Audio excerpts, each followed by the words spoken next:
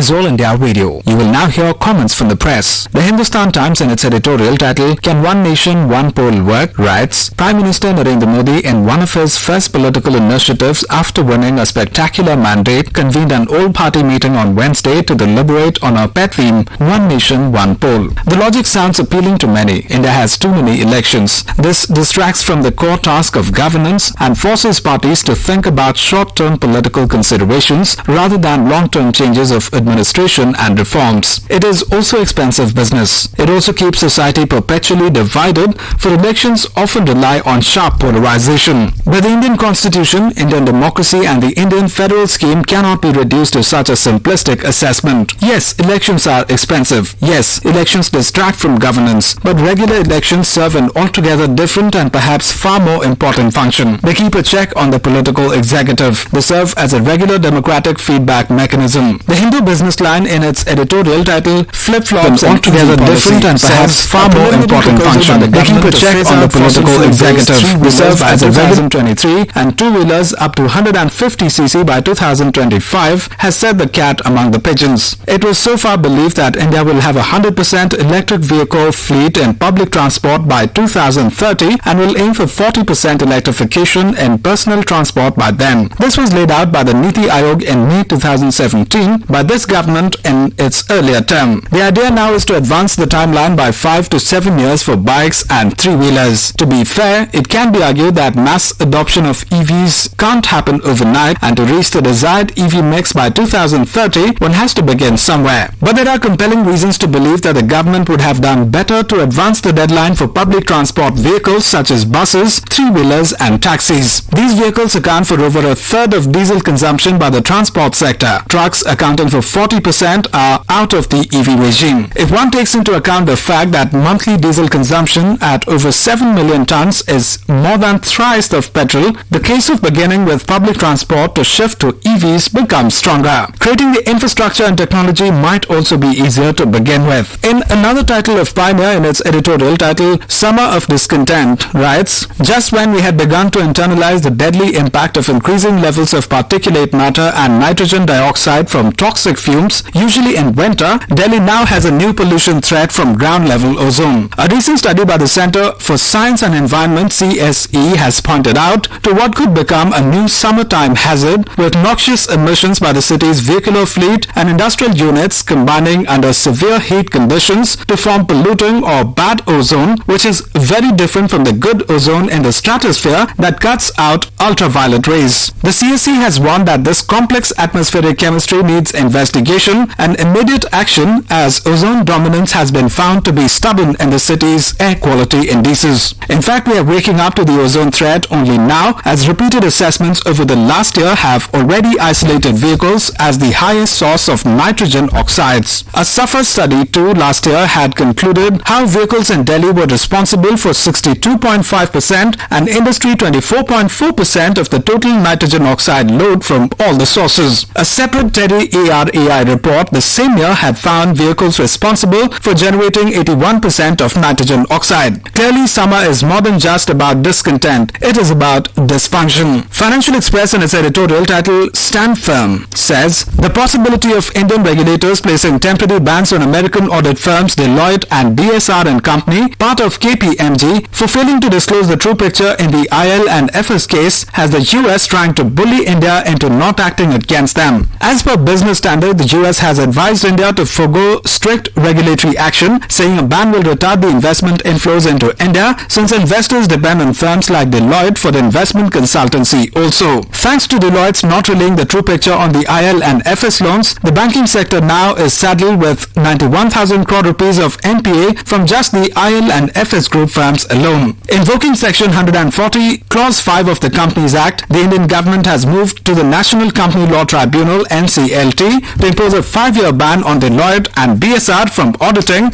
and has instructed the Serious Fraud Investigation Office (SFIO) to initiate disciplinary action against statutory auditors before the ICAI and NFRA. Deloitte handles audits for top companies overseas and within India. Most companies prefer a single auditor for their overseas and Indian accounts due to better efficiency and uniformity, and thus have started to make changes with regards to their auditors. Those were the comments from the press, presented to you by the News Services Division